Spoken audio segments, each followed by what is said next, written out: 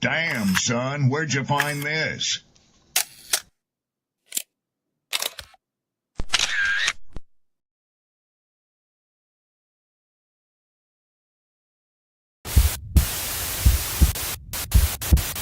Oh no. Oh no. Oh my gosh. Oh my god. Oh my god. Oh my god, dude. Oh my God. It is flooded out here in Central Texas. We just got a notice that we need to evacuate my apartment.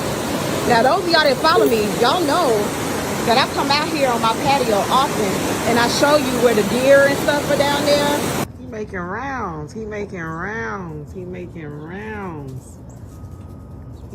But this is a river. We live in between two rivers, and this river is flooded.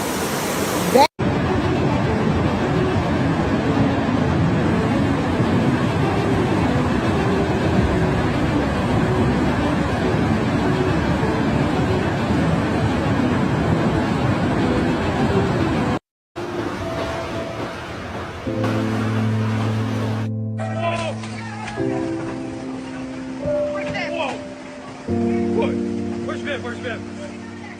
Where? You good? You good?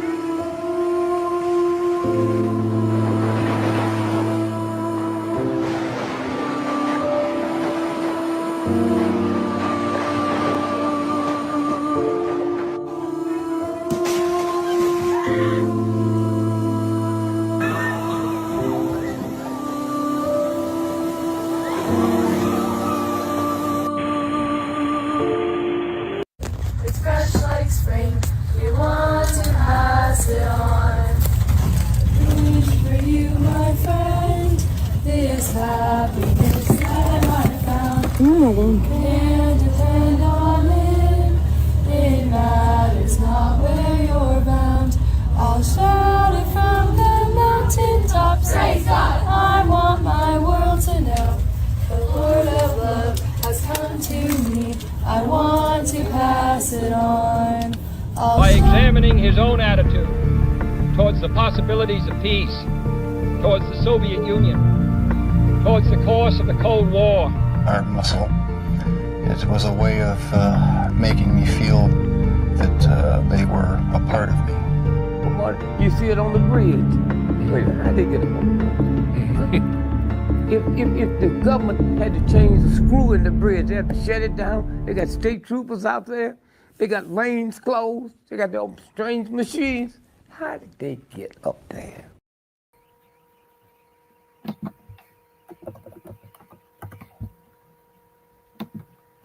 What's going on, people? Peace and blessings to everybody, man.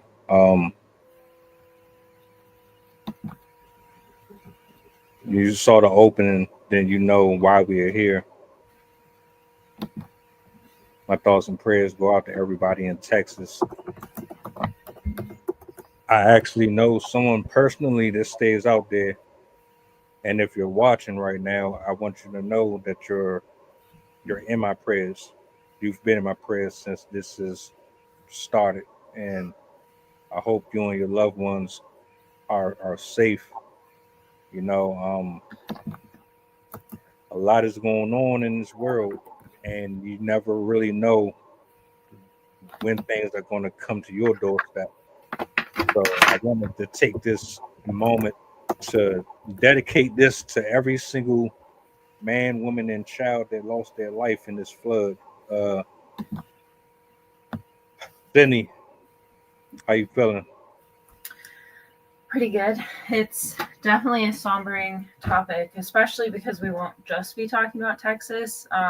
We've had 3 notable massive flood events in the past week. Not only was there Texas, but Ruidoso, New Mexico, also believe it was either yesterday or 2 days ago, got hit with torrential rain and extremely severe flooding.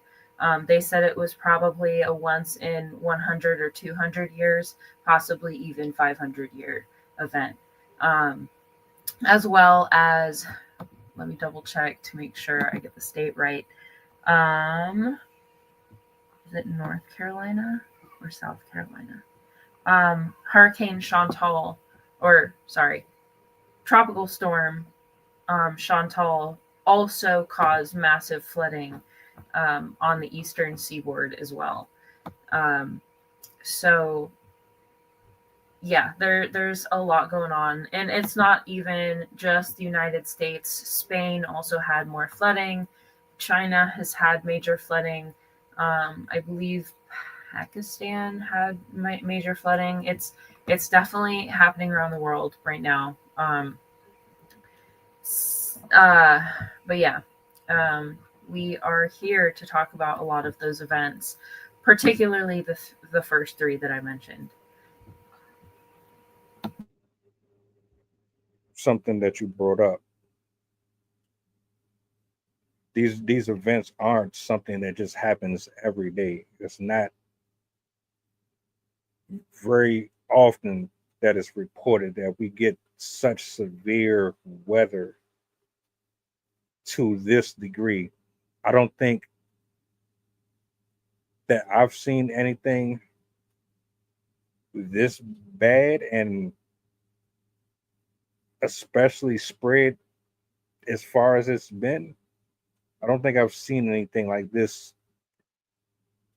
probably most of my life. And that's just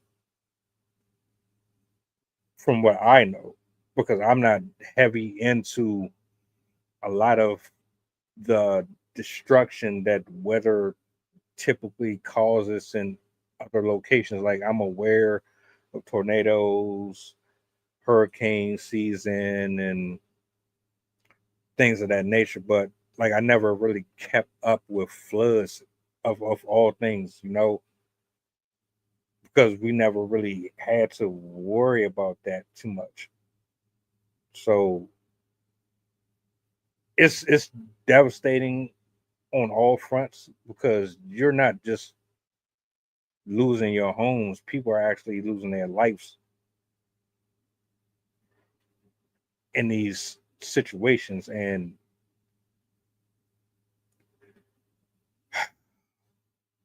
I don't even know where do you start with this. Is this rain that just kept coming, and or is there more factors to this that I'm not aware of? These floods in particular, with exception to Chantal, even though Chantal was also a very similar situation. Hurricane Helene was also and Spain.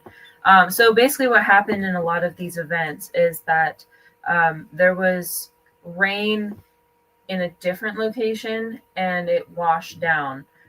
There was rain over that particular location, but it also was washing down from the mountains, washing down from the higher elevation. So you're getting all of the rain that, like, they're having torrential rain. I heard descriptions from people saying that it literally was like being inside a car wash where they could not see anything.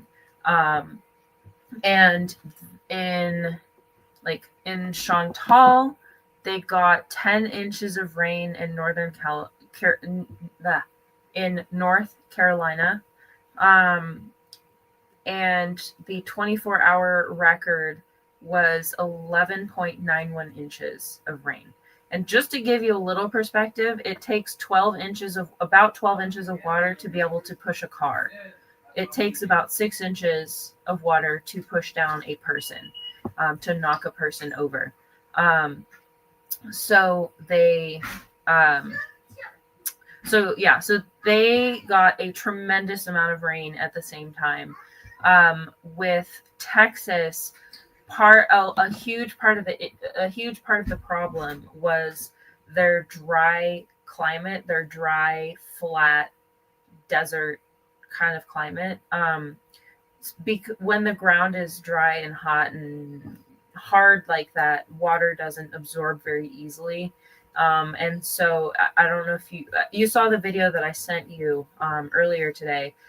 The water couldn't soak into the riverbed, and so much water was coming through that river that it had no choice but to go over the banks.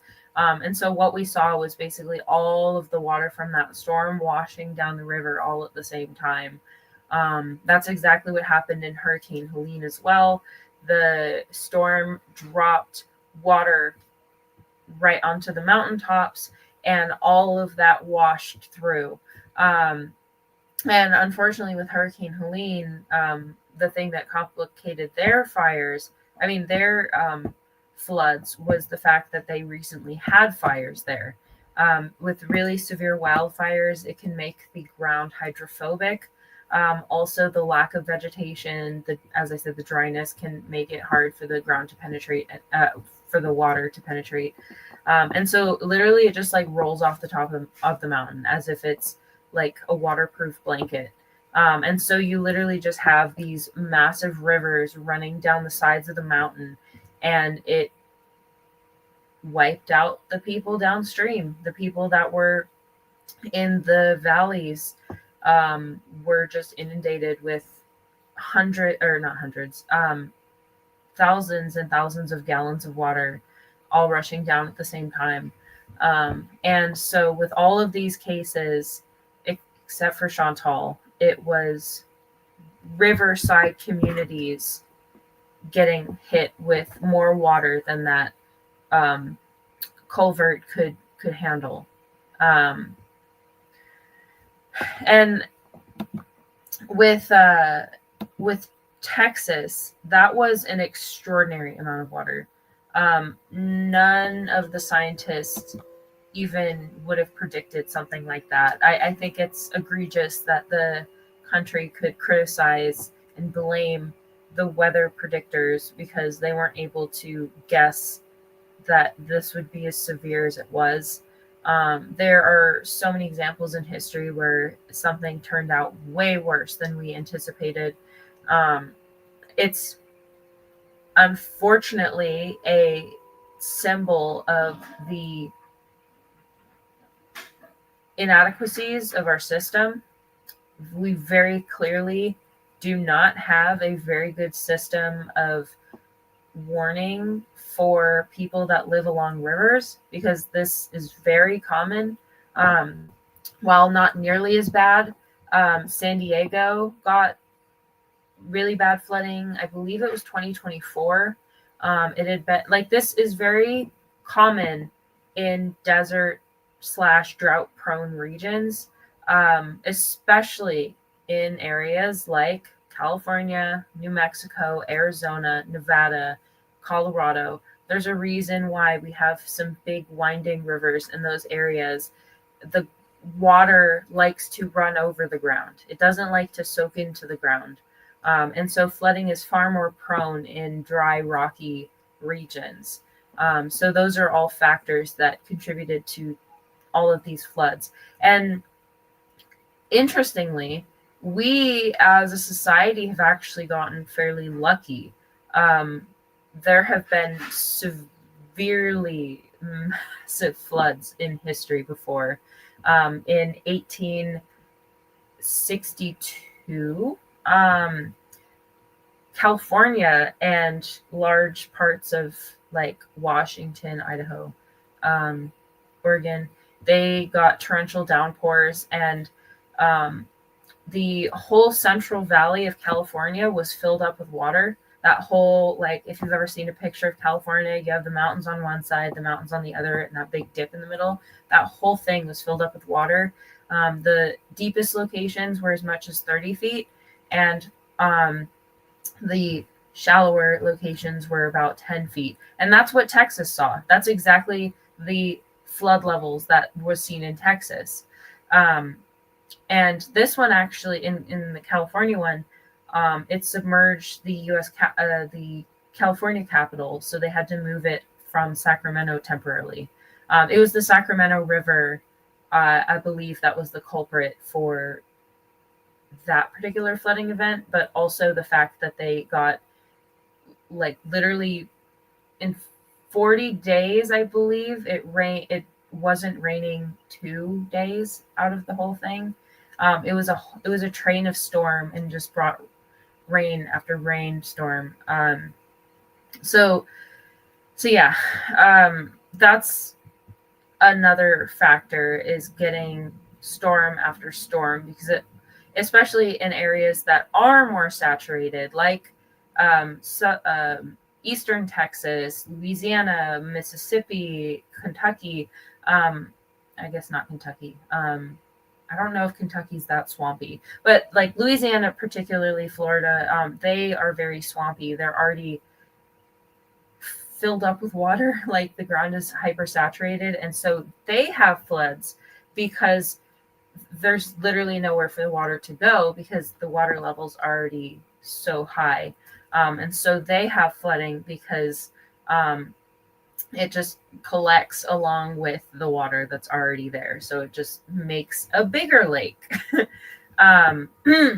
But yeah, the ones that we're talking about today were all were mostly communities at the base of higher locations. But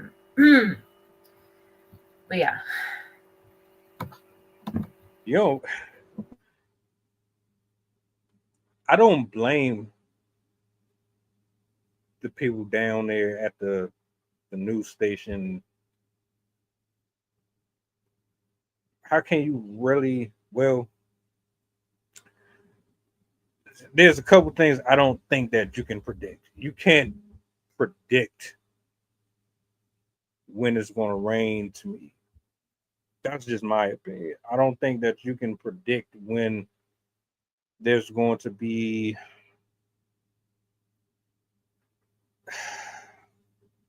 the type of weather that would cause for you to pack up your bags, get in your car, and go to another town. Or it's like you're playing God. And I know there's some preventative measures that you can take. I know we've advanced and come a long way with a lot of our technology. So you can probably do some things, but I think a lot of it is still limited. With this,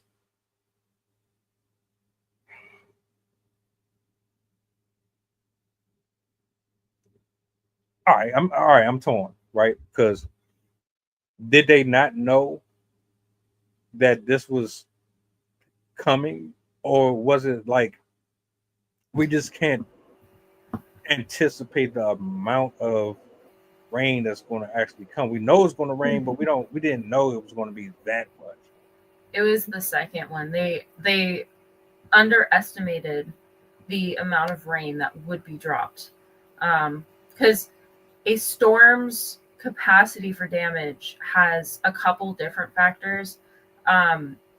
This particular set of storms was part of what's called an atmospheric river.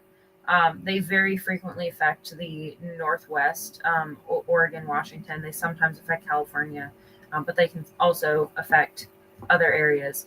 Atmospheric rivers are basically bands in the atmosphere that carry a lot more water than usual. And so when those bands of moisture pass over our environment, the different things that are like our earth has effects on the air above it. Heat rising from the land can push air up. It can cause thunderstorms because it mixes with cold air. Hot, dry air and warm, wet air can create storms. So there's a lot of interactions. And so as this band of moisture goes across the land, how it interacts will depend on what type of thing forms with that particular storm. If it's higher up, it'll be colder. If it like ice storms, hail. If it's lower, it'll be rain. But typically the warmer systems tend to hold a lot more rain, a lot more moisture in them. But as I said, a lot of the factors can affect how much rain actually falls. One of the factors is how fast a storm is moving. Some storms move really quickly, and so they're like fast and furious. They come in and drop a lot of rain, but they don't last very long. Those types of storms are really common causes of like flash floods, stuff that you'd find in Texas or in Arizona or something, where you're just like standing in the middle of the desert and there's no clouds in sight, but all of a sudden like water just appears in the river. that's kind of what you could find. But sometimes storms will stall. If there's a low pressure system in front of it, they're like a blocking pattern is what we call it. Or if it's just a sluggish storm, like if it's on a current that is slow, different things in the atmosphere affect the rate of that storm traveling. And so if you get a sluggish storm that will sit on top of an area longer, you can get really severe flooding as well. That's what happened in Houston in 2023, I think it was, near Houston and Louisiana. They got like 10 to 20 feet of flooding, I think, because a hurricane literally like sat over Houston for like at least 2 days. So I think what happened in this case with Texas, at least, is they just weren't clear on the capacity of that storm. They didn't realize either how moisture laden it was, or they didn't realize that it was going to release that much of the moisture. And also, a complicating factor is that a lot of these tools, a lot of these staff members, these agencies are being defunded, are being understaffed, are being closed. The weather balloons that we use to, surprisingly, some of the weather monitoring tactics are quite primitive. One of the only ways we're able to take measurements from the upper atmosphere is to manually go out and release balloons that have sensors on them. And so you absolutely have to have people there to do that. And if you have 50% less staff, then that's a significant reduction in the amount of monitoring you're going to be able to do, especially because those people are also going to be delegated to other tasks. So they'll have even less time to spend on monitoring the weather. So we not only have less data being produced to judge these storms, which is already a problem that hurricane experts are warning us about, but also we have this anti-fear-mongering sentiment running through the country right now, where authorities fight against weather reporters because they don't want them to make extreme forecasts, because if it's a false alarm, we cause economic damage and whatever, because people freak out and then they don't buy things, and then like people are out of work and then they're angry. Like, people seem to find false alarms far worse than tragedies in terms of the energy they're willing to put into ensuring one of the two. And so that's a complicating factor. I don't know how much of an effect it had in this situation, like if they even delayed the calls, but I know that's happened before with other storms, where they were like, that's no way. But we are getting to, the last factor is that we're getting to a point with our climate that it's going to very rapidly shift. We're in the stage where climate change is now accelerating at a exponential pace. We're no longer in like incremental, every year will be a little bit warmer. We're now getting to the stage where every single storm that we see year after year is going to be worse than the next. It's going to be more rain. It's not going to, I mean, there are going to be some areas where it'll be concentrated, but it'll be everybody. Like, it's not going to be, oh yeah, people in this area are going to get that, and people here. Like, it's going to be everywhere. And some of these impacts are going to be so random and unexpected that even the scientists aren't going to get it right. This happened in 2024, I believe, where they had a hurricane literally in 12 hours. It went from a non-existent storm to a Category 5 hurricane. and completely wiped out. I think it was Cancun. It was one of those like bigger name like vacation towns in Mexico. Acapulco. I can't pronounce it. It literally like scientists across the country, across the planet, were shocked by that. No one had ever seen that before, of something intensifying that rapidly. And this is not an isolated incident. There are other examples of happening more frequently, of storms completely taking people by surprise and doing things that they would never expect from a storm, or having weather in locations that have never had weather like that before. I mean, we're all seeing it right now in real time, where we have New England making it to 110 to 120 degrees. We have, they just broke a record in, sorry, wait, let me see. I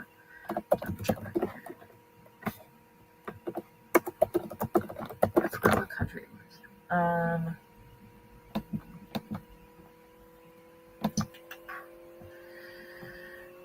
Phoenix, Denver.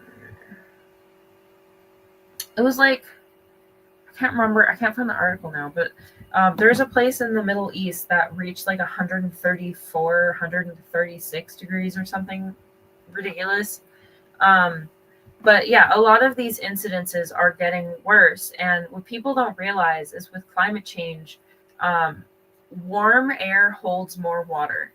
And also, hotter air is less ice. So instead of it being locked up in ice, it's now going to be locked up in the atmosphere. So all of these storms are going to have more and more water. That's why we're seeing with hurricanes, for example, their categories, and tornadoes as well, their categories are based on wind speed. But it does not give an indication of the amount of rain that is produced. With wind, we have methods to reinforce buildings to withstand pretty high winds. There are exceptions, but it is rare that we see those types of winds. However, as I said earlier, water is extremely powerful. Water is very relentless. Water is a physical force that causes friction, and it literally burrows into materials. Also, it saturates things, so it makes it easier to break things apart. Water is a force to be reckoned with, and flooding is far more difficult to hedge your homes against, because it will bust open windows, it will bust down your doors, it will literally pick up your house and carry it down the river. There are videos of entire homes being lifted off their foundation and just floating down the river. And even with like hurricanes and tornadoes, you're still going to have, I mean, with F5s, your whole foundation might get wiped out. But for the most part, like F1, F2, F3, F4, there's going to be stuff left behind. With floods, there's nothing. And even if it's minor flooding, like you get 6 inches of water in your basement, everything in those rooms that's touching that water, the air that the water's touching, has to be thrown away. Because if you spend more than 2 hours in floodwaters, it's going to be infested with mold spores, as well as the toxins that are in the water, as well as the gasoline and the biological matter that's going to be in there, the mud, the sticks, the rocks, everything. Like if you have water or standing water in your home from floods, most of the time they basically say like anything the air touches has to be discarded. And so even if you don't lose your home literally, you still can lose your home, because you can't go back in it because it's condemned. You can't get any of your stuff. And then also that element of it being so sudden. Like floods are not like storms where you can see it coming and you have a couple weeks, maybe a couple days, like, all right, cool, it's coming in, I can track it, I can see the clouds and whatever, and you kind of know what to expect. Like floods, I mean, we saw it with the people in Texas. It raised 20 feet, I think, in 45 minutes, 30 feet, 45 minutes. And there are videos of people literally waking up to a rushing sound and seeing the water at their window or seeping through their door or already washing away part of their house. These things are not events you want to experience. And unfortunately, a great majority of people live near bodies of water. Living along rivers is extremely popular because it's beautiful. A lot of times, these environments are favored by people that love being outdoors, that love being around nature, and it's common to find people along rivers. That's basically where humans in general started building their homes millennia ago. Um, so it's a lot of people that are at risk. And the people that are at the biggest risk are those that are not even used to flooding, the ones that don't know that they could even get flooding like that. Because the most dangerous thing to anybody is to think that it can't happen to you. Because the moment you resign to it can't happen to me is when you're at the most risk of losing your life in something that you never even considered.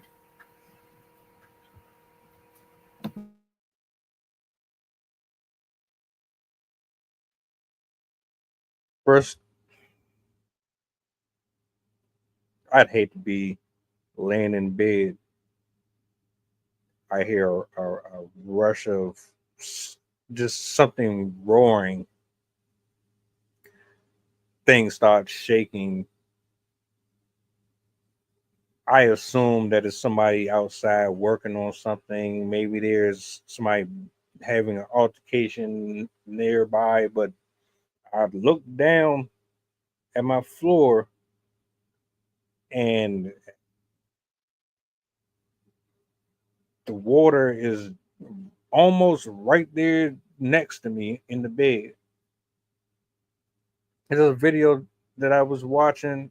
This was a family in Texas, actually, and her father was bedridden.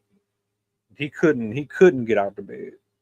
He needed medical aid to get him, but the water was already almost level to his bed, and it's like she's on the phone, her door's open, you can look out vast amounts, just everything is just covered, and she's on the phone trying to get somebody to come out and help her out. I don't know what happened since then. I hope and pray that she got some help out there, but that, like, this is in real time. It's not pre-recorded. So first, to the men and women who are in this position and they go out of their way to try to figure out when storms are happening, and this,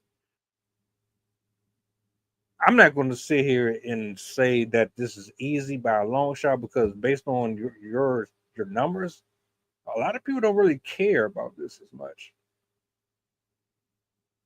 Like, to have a play by play on how they go about predicting weather. Like Twister was my blueprint for how they did it. I watched Twister. Twister, they had the little machines, they had the things in the what's the name. Then they drove out into the storm, into the field. They let the tornado suck up the machine, and then all them little things flew out, and that's how they did it. Then I I don't know all of their measures to figure these things out. Maybe that's a lack of interest on my end, and I should probably put a little more respect on that. Everybody's job, I'm realizing, is way more important than we really understand it to be. Extremely. If you could honestly tell me that there's going to be a well, all right. Let me ask you a question. With the fires that happened in California,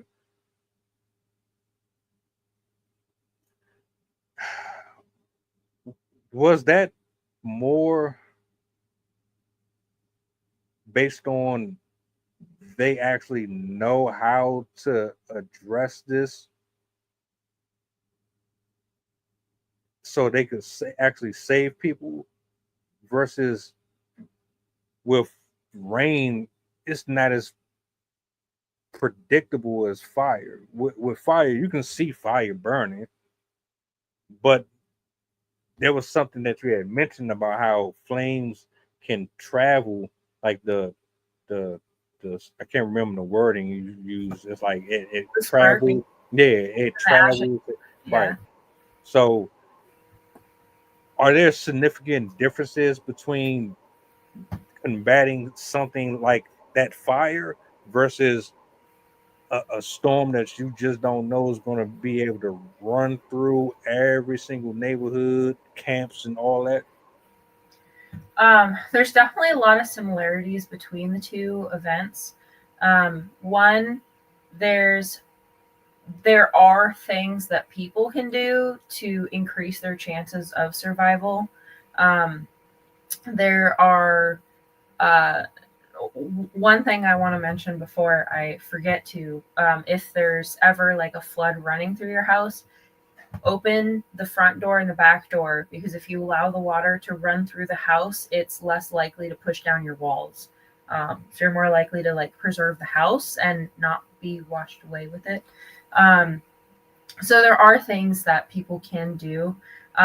There's also the problem of similar responses to both floods and I'll say rain disasters and fires, where a lot of people will underestimate the damages capable or possible with that particular event.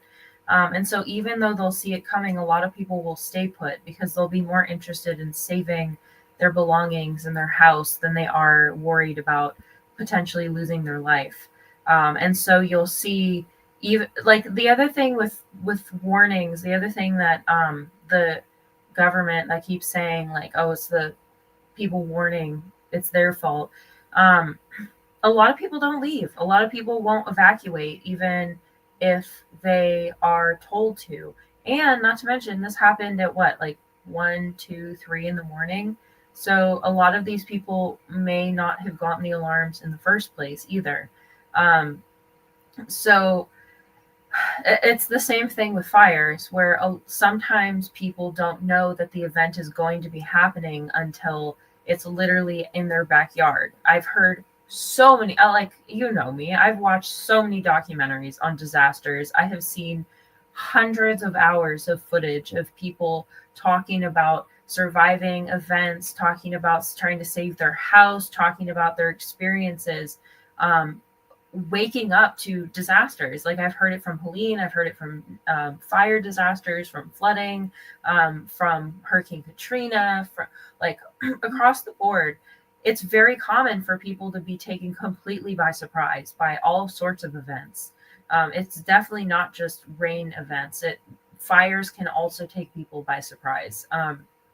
These different events have the capacity to develop very quickly. And it can be very hard to track. Additionally, with both fires and storms, the conditions of the disaster itself can make it incredibly hard to even get to people once that disaster has already started. Like in Texas, imagine trying to rescue people if it's raining so hard that you can't even see out the windshield. Like oftentimes you can't even rescue people until the event is over because it's too dangerous for the rescuers to even be going out. So there's also that complication of the disaster itself preventing people from being saved from that disaster. Um, and then, as I said, a lot of people misunderstand, misrepresent how damaging storms can be. They downplay it on the news, and people downplay it in their own minds. They don't want to believe that they'll experience a once in 1,000-year event in their lifetime. Like, it's very hard for people to fathom that. And we also, as humans, are really bad at estimating what will actually happen in a given situation. And most people don't have the type of knowledge that weather people do. Like, people aren't very good at accurately estimating how safe a situation is. That's why you see people get washed away crossing a river, because they don't realize that 4 inches of water is enough to knock somebody off their feet, and 6 inches is enough to wash them away. So we have a lot of people that brush it off. And even if they do hear the warnings, they're like, oh, it's not gonna be that bad. Oh, it won't reach me. Oh, it won't get that high. So even if you have the perfect reporters and the perfect weather people and they have all the information, there's still going to be people that are stubborn and don't want to listen, don't want to believe it. I mean, we've all seen Dante's Peak. She refused to leave the mountain, and the mountain made sure that happened. So it's common. I mean, it's literally in every horror and every every disaster movie. There's always that person that's like, no, that's not gonna happen. That would never happen. And then lo and behold, they're like, oh, whoops. It's too late now for me. My bad. So yeah, it's a really complicated dynamic, because you have to balance being accurate with being emphatic enough to get their attention without being like a doomer and scaring people. And like, there's a really fine line between like appeasing the people and saving the people and appeasing the government and what they want, and like trying to balance all of those different perspectives and opinions. And like the fact that we take consideration of like, oh, we can't stop economic activities, that's not a good, like, it's they make it more complicated than it should be, in my opinion. They're more afraid of a panic than they are afraid of losing a community.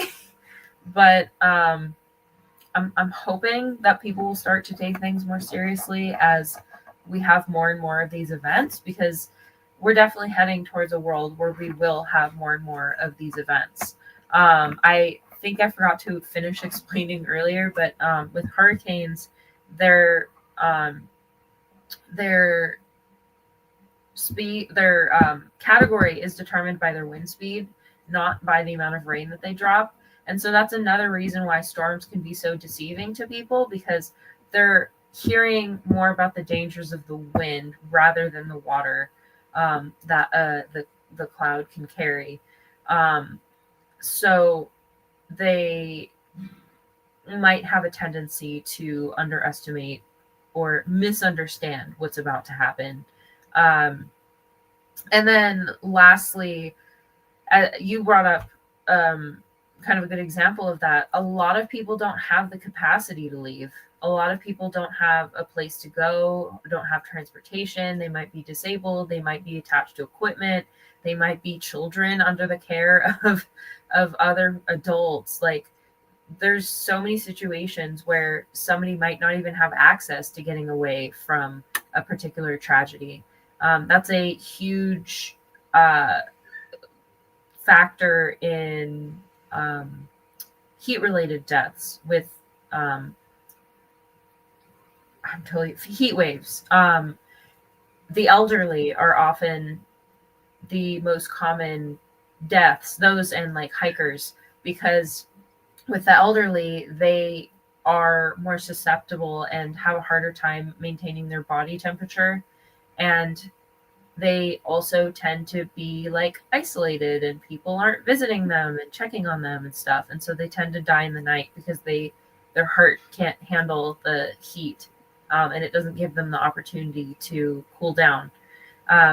So there's a lot of vulnerable people as well, that are being left behind, and I think that's another factor to this increasing level of disaster. And the final factor really is the human nature interface, is that there's just more of us. We're in those idyllic locations that are prone to these types of disasters. As I said earlier, we love living by lakes, we love living by the ocean, we love living by rivers, and all of those places love to flood. The ocean can flood for a bunch of reasons. The rivers can usually flood from these types of storms. And we are often lulled into believing that that idyllic river just snaking through the countryside would be safe because it's never done that before. But we have to remember that we have only been around for a couple decades. The people living today, I mean, whereas the earth has had floods for millions and billions of years. So she has had her share of insane floods that we could never even imagine. And we don't have that perspective. So we just don't understand how bad it can actually get. That's the sad part about the whole thing. If I'm going to move somewhere, I'm going to do research on that location. Tourism, the atmosphere, the terrain, Fires, the elements, what's prone to happen often in that location. Because a good offense is a good defense. I want to be as prepared as possible for whatever. It's no different than you want to live in a safe neighborhood. You want to make sure your kids go to a good school and all that. They ain't no different. and everyone should have a bug out bag as well. Like every person, no matter where you live, you should have a backpack for every person in the house that lives with you that has medical supplies, medicine that the person might need, some snacks, some water, some extra clothing, other tools like matches, knives, and other things that could help you get out of difficult situations.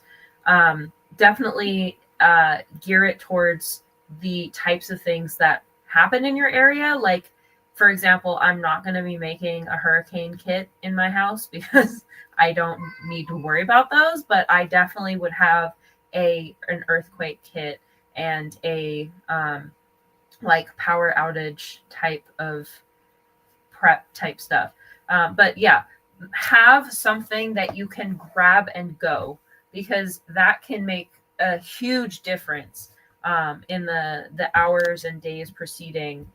Also in those bags, have important documents, copies of birth certificates, of I don't know, citizenship papers, of like degrees, marriage certificates, like death certificates, things that are really important for you to have. Have copies of those in a. They have fireproof bags, and then they also have waterproof bags. I like to double up, that way both protections. But yeah, have that documentation, because in the one, you'll want to have that for authorities and stuff once the disaster stuff starts happening, insurance companies, all that fun jazz. But there's also that element of like, if something happens to you, you'll have your identification on you, and people will be able to identify who you are. Because that is an unfortunate consequence of these disasters, is especially with something like floods. Sometimes people can't be recovered. Like sometimes you're not going to be able to find them, and these people are just missing. And I think that's one of the hardest aspects of these disasters because everyone wants closure. And nobody likes to think that their family member could be just like out in the wilderness, just somewhere. And yeah, so that's also a factor of these disasters that make them so traumatizing when they do happen is just how quickly they can wipe out a whole community. They said that in Helene, where like it literally just wiped the town off the face of the earth. The town was gone, and that town had been there for generations. I think it was like 92 years old, or maybe even older than that. But these types of disasters happen extremely quickly. Both fires, earthquakes, tornadoes, they come in fast. And that's why you want to have these things prepared ahead of time, because you don't want to be like, oh, I hear this tornado coming. I hear the rumbling of the water coming towards my house. Let me go find my flashlight. Let me go grab some clothes. Let me go grab the dog. Like, you want to grab your kid's hand and run out the door and grab the bag on your way out. Like, you don't want to be like around your house when it's about to be knocked down. So just a perspective, don't try and save your stuff. I know it's going to be hard. I know you're going to want to save heirlooms and pictures and all sorts of stuff, but it is not worth your life. I promise. So yeah, flooding is definitely one of those disasters that I am not interested in experiencing. I would not mind experiencing a storm because I find them really fascinating, watching the lightning and the wind and everything like that. And as you all know, I'm a fanatic for earthquakes, so I wouldn't mind experiencing a minor one, like maybe not a 9 or an 8, but something like a 6 would be kind of cool. Maybe in theory. But I don't think I'd ever want to go through a flood like that. That sounds terrifying. I've been scuba diving in the ocean once, and that was terrifying. I love the ocean, but it was really terrifying being like looking up and seeing like 30 feet of water above you. I cannot imagine the fear of being literally dragged into a river in the middle of the night from your bed and just gone. 110 people. So far, 170 are missing still. If you saw the video that I played, you seen that whole house get snatched up. It drug that whole thing. We take these elements for a joke. Like seriously, I admit I've underestimated water sometimes. But you never know until you're in that situation. The way that stuff was breaking into that one clip where the water was coming in the mall. That was crazy. The other one where it was coming down the, I don't know what you call it. They were standing there recording. I don't know why people do that. For your safety and everybody else's, stop that. Mm-hmm. Stop pulling out your cameras. That water came down within seconds, and it started to rise quick. And that's all it takes. Y'all sitting up here recording. I agree. Keep something next to your door. I know you spent your whole life in that house. You got a lot of memories there, a lot of money there. You probably don't even know what's going to happen afterwards. I think that's one of the biggest issues too. The government don't give a shit. Mm-hmm. They don't cover fires, natural disasters and stuff like that. So if you lose, they're also not going to do FEMA handouts anymore. Right. So I mean, what's more valuable to you, your life, or that house your children, your loved ones, or that property. That can go. It's different when you waking up at 3 o'clock in the morning. You don't really have no options or no choices. You just kind of stuck in it. Do you even have time to run down to the other person? Do you have time to pick up the phone? Do you have time to grab anything? Like you're just in it. And I feel horrible for the people who lost their life in it. Not to mention, we got to give some type of acknowledgement to anyone who stepped out there and really tried to risk their life to help them. You got this consistent flow of water that's coming and coming. You got debris that's in the water too. You don't know what might hit you on the way to try to get to somebody. So much is going on. You can only do but so much.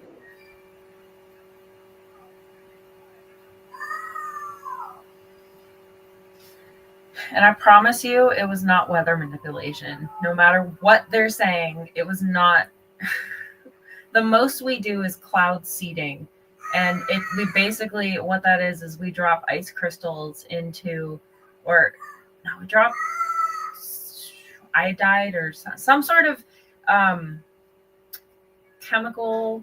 It's a natural chemical, but it basically attracts water, so it like condenses, and so it can produce rain, and it like will rain on crops and stuff like that. But like this, you could literally see it forming off the Pacific. It was coming from remnants of a storm that was there previously, and you can watch it tracking across. Like this was not manufactured. This was 100% natural. It just has been exacerbated by actual weather manipulation, introducing carbon into the environment, introducing methane into the environment. That is the only weather manipulation happening, not Democrats doing whatever they think we're doing. You know you're gonna have one or two of those people in the comment section. It's coming from our own government. Yeah. I'm like, the audacity to say that directly after potentially 200 people died. I'm like, you guys have like no prayers, no love for any of them, no help, no assistance. You want to go to Greece instead of visiting the tragedy. You want to go golfing instead of visiting the tragedy. It's just to me, it's just a blatant symbol of how little this government cares about us. Like, literally, Mexico sent people to help us before our government did. In the middle of the night. And we're mistreating citizens from that country, and she still sent help to us. Like, she has more humanity for our citizens than our own country does for us. It's disgusting. This won't be the first. And it surely ain't gonna be the last. Oh yeah. We're definitely going to see more of these events, and they're going to be happening in places that have never seen stuff like that before. Yeah, and that's why it's, as I was saying, like, that's why it's important to be prepared, because you really don't know.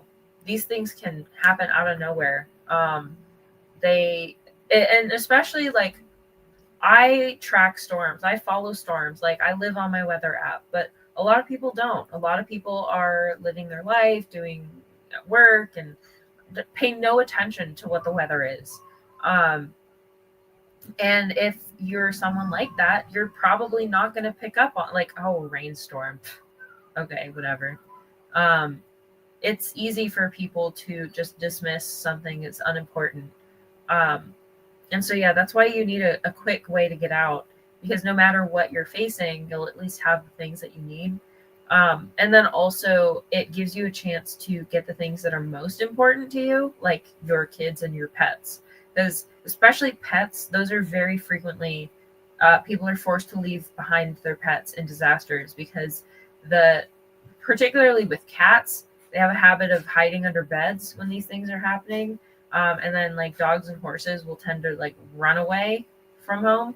And so like also having a crate for your pet, that way if you are able to capture them, you can like take them with you. But what else was I going to add? I did also, I have a poem. It's on Helene, but I thought it would be appropriate because of the references to floods. But we could still finish the conversation though before I do it. That's fine. I have no problem with that at all.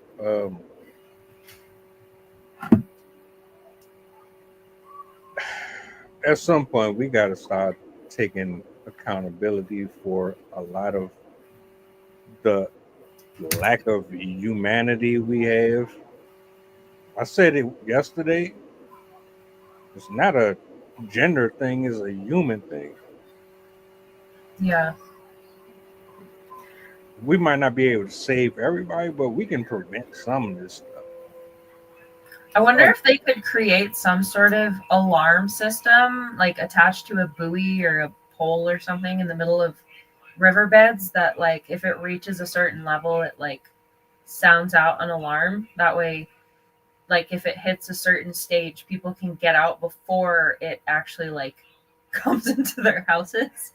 Well, hell, in what was that? 2012?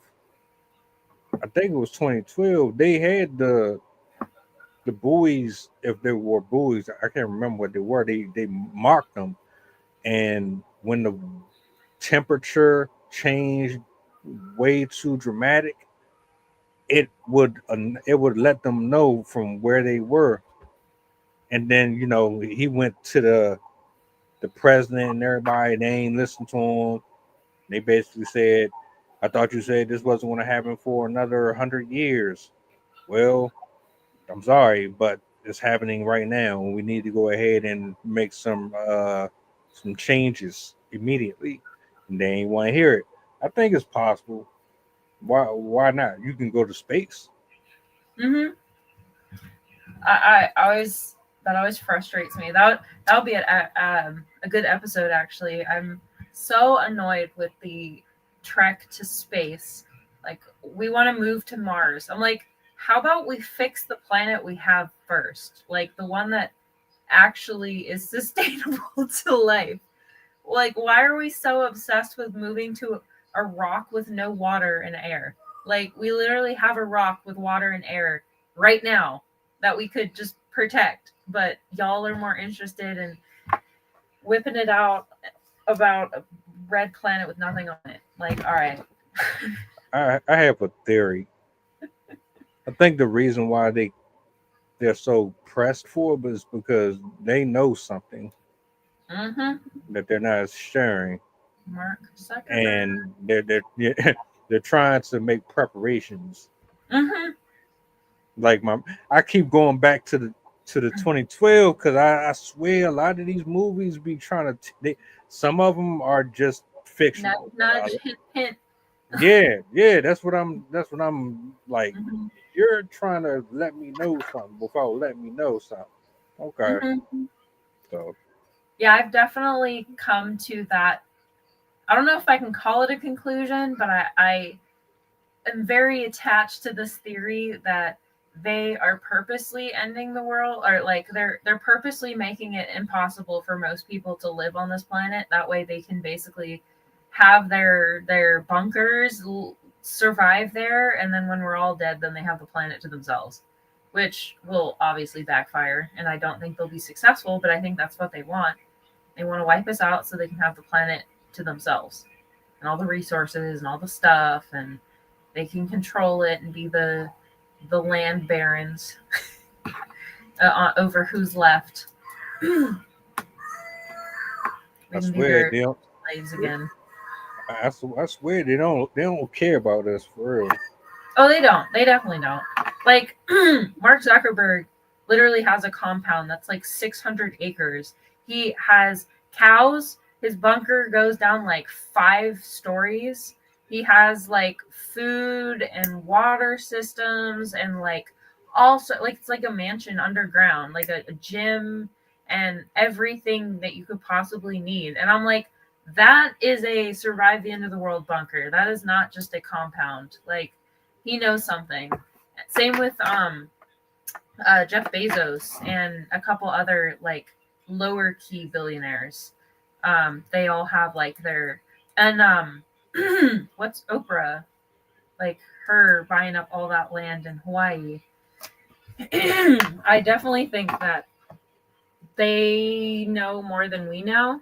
kind of in the same way that like there's a lag with what we know about like the military and presidents and stuff like that. Like sometimes we don't find out about things until they declassify it and release it and stuff. So we're like always behind the loop. I kind of feel like it's that where they've known this. Like, I mean, gas companies have known about climate change since the 1890s. I think actually as early as like the 1850s is when they identified that it could trap heat. And they've known about this. They have been campaigning against climate change since the moment they heard it existed. So they have always known the impacts, and I strongly believe that they did the science themselves. They knew what the future was going to bring, and they basically just set out to campaign of disinformation. That way they could continue to make their money, destroy people, and make the planet the way they want. Also, part of that conspiracy, I think that they're warming up the planet so they can get access to all the resources that are locked up under the ice in Antarctica and the Arctic Circle, because there is a lot of raw minerals, gold, silver, titanium, iron, copper, like all the stuff that they want, silicon, whatever it is. There's a lot of that underneath the ice, but it's in permafrost, so it's really hard to get, really expensive. So what do? They melt it, so it's easier to get to. So I also, and then obviously we're seeing that they want to turn it into a freaking resort, like a travel destination. So they're definitely doing this so they can get their own. And I've never believed, ever since I started hearing about this type of stuff, I never believed for an instant that they ever wanted to do anything.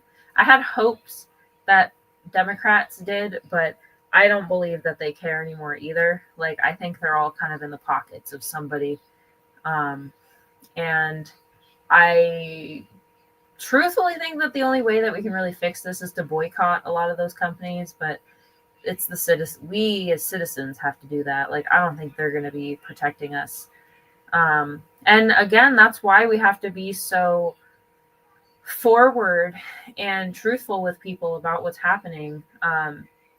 And we kind of have to start helping each other. Like, communities should be working together to figure out how to help each other in disasters, because very clearly our government is trying not to help us anymore.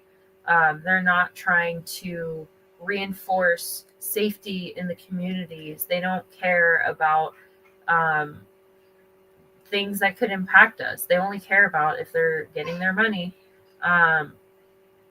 So it's important for us to form connections with each other for these disasters, because it's going to be your neighbors and your friends and your family members that are going to be looking for you after the disaster. They're going to be the ones that are first to show up at your house, and possibly even the ones banging on your door to get you out in the first place. So establish connections with your neighbors. Get to know who are the people around you, and basically like who could be there for you and who you could be there for. Like, know which neighbors might need your help. Know which neighbors have a lot of kids and might need extra hands. Know which neighbors are backing the river and which ones are along the field where there's fires. Like, we have to start getting back to a society where we take care of each other, where we are there for our neighbors, we're there for our friends, we're there for the people around us, because the people with the resources are no longer going to be there. They're not going to provide these services that we think we're going to be provided. And yeah, so we need to really band together to protect each other now.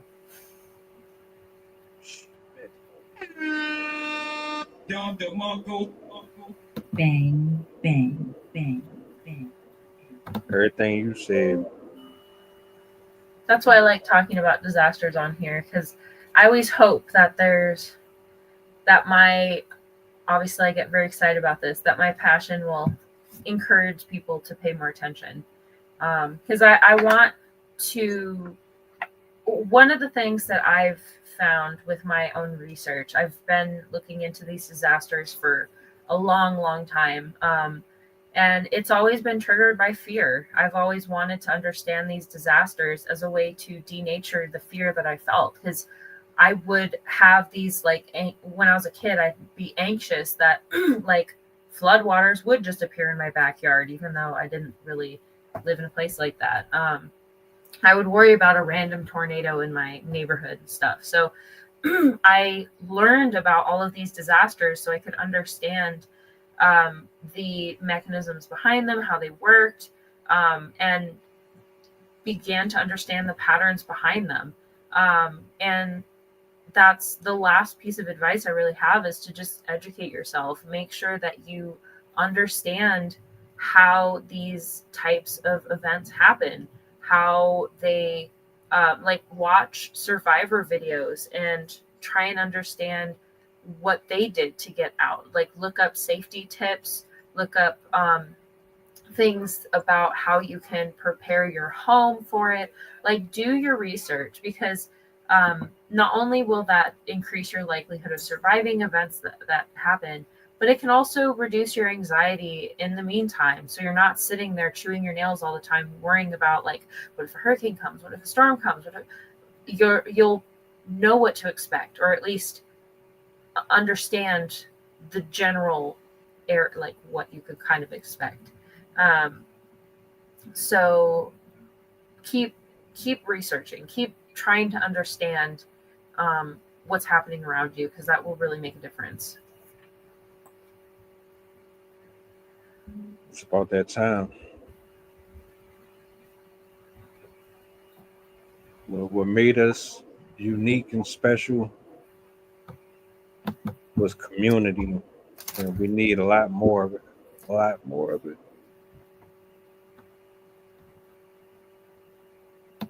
My thoughts and prayers again go out to these people out here. I wouldn't wish this on my worstest enemy, and I don't have any.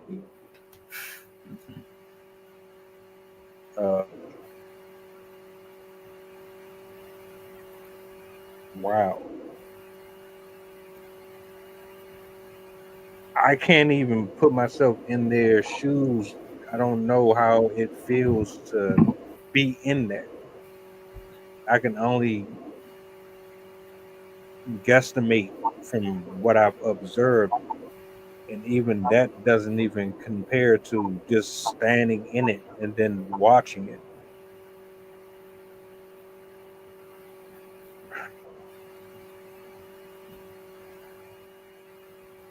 I hope they take this more serious. I hope our government starts showing a little more care and concern moving forward. Like, we are living on a planet that, just because we've built houses and businesses and we've put all of this stuff on it, doesn't mean that it doesn't have the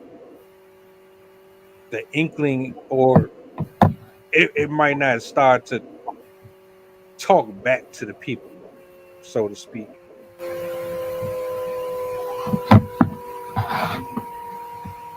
I know you said you had a poem that you wanted to read, so if you want to do that, we can close out with that. Shout out to everybody who pulled up tonight for the stream. Appreciate y'all for hanging out with us. I hope you got something out of it. Definitely, we need to care more about our planet. You know, And each other. exactly, exactly. But I'll turn it over to you and give you the solo. And All right.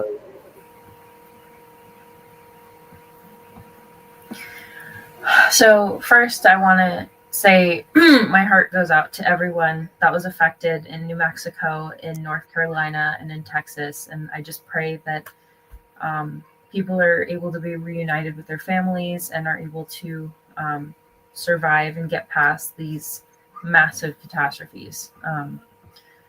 So this poem I wrote about Hurricane Helene, to talk about the flooding that they experienced. So this is called Helene. In the vanishing brings the emptiness of a hollow cave. Suddenly, everything, then suddenly, not a thing. Thundering of the gods, folding like origami into a blackboard of sound. Dark and empty, dripping with tears. By the forest and dripping with the tears left by the forest stuck above, with the senses of the living overridden by the sense of the dead.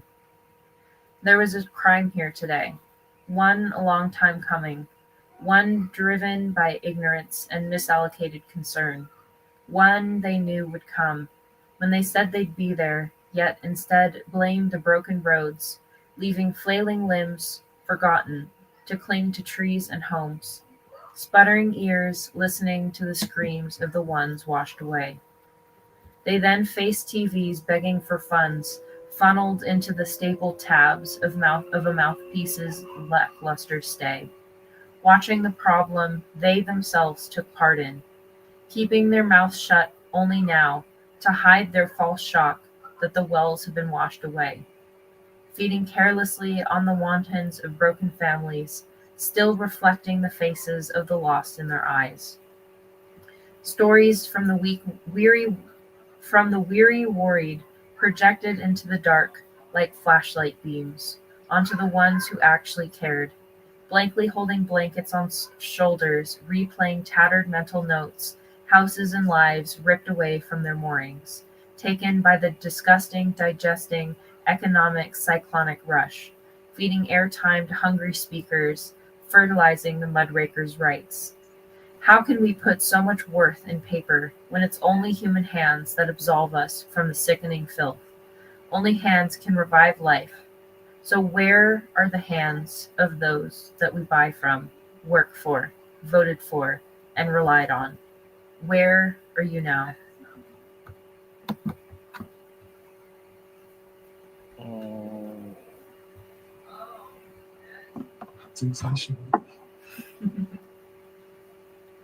That was a nice tribute. Thank you. Oh yeah, it got hot in here. I had to take the hat off. Right. It is what it is. Is it the poem or is it climate change? Right, right. To the people who, I'm not even going to do, because there's a lot. It's y'all be saying some real stupid stuff in the comment section, man. Y'all need to lay off of the anti-religious stuff and all that. Just,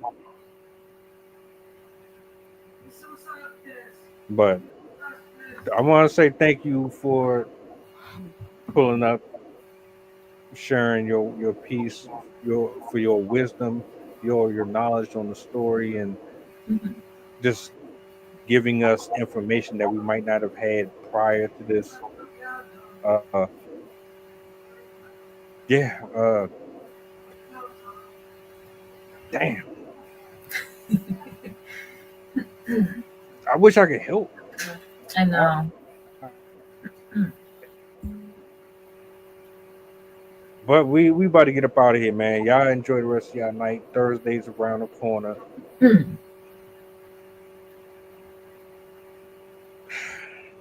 Also, I will throw in, if you want to help, Ryan Hall, the weather YouTuber, he usually does like collections and stuff that he'll have his team drive out to the communities that were affected.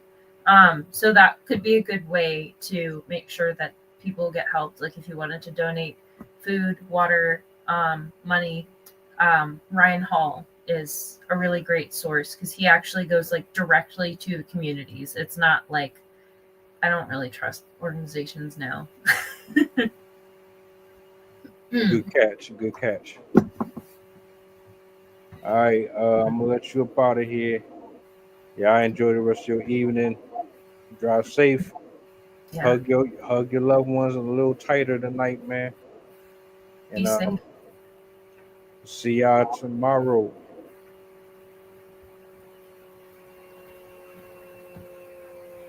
By examining his own attitude towards the possibilities of peace, towards the Soviet Union, towards the course of the Cold War. Our muscle. It was a way of making me feel that they were a part of me.